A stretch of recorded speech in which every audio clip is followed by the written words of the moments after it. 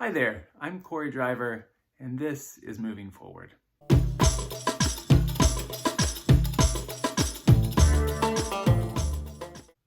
Jesus is praying that they would all be one as you, God, and I, Jesus, are one.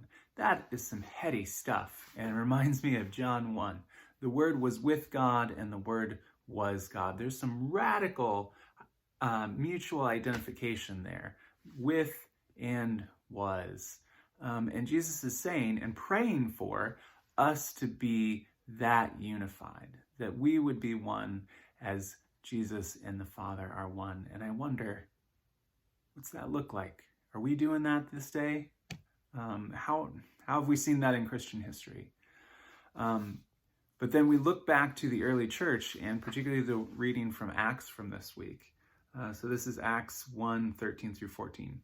Peter and John, James and Andrew, Philip and Thomas, Bartholomew and Matthew, James the son of Alphaeus, Simon the Zealot, and Judas the son of James.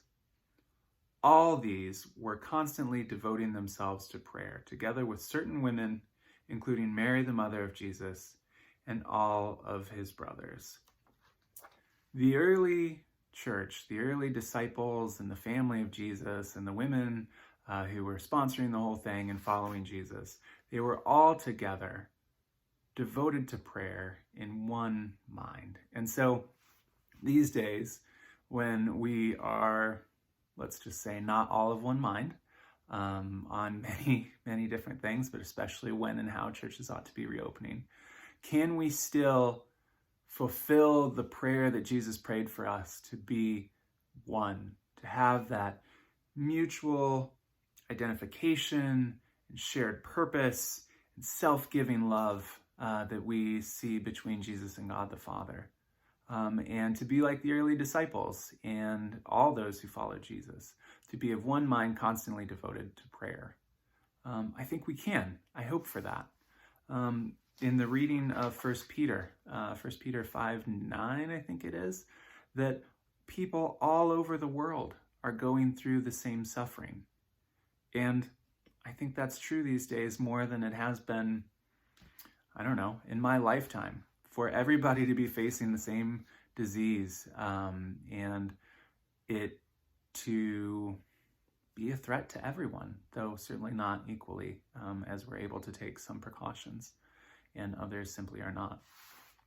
So what is the unity that Jesus is praying for? And I think it is that mutual identification, neighbor love, to take care, to see myself in the others and to see the others in me, and to know that Jesus wants us to be unified in care, in love, and in purpose, to make Christ known and to love our neighbors all over the world. I think that's what Jesus is praying for, and I think we could do it.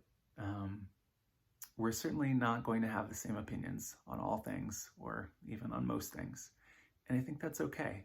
Unity doesn't dissolve individuality or identity or opinions or anything, but it does mean devoted to the same task. And I think we can all be, all of us, devoted to loving our neighbors as ourselves. And so go be unified in loving our neighbors and loving the God that first loved us. Amen.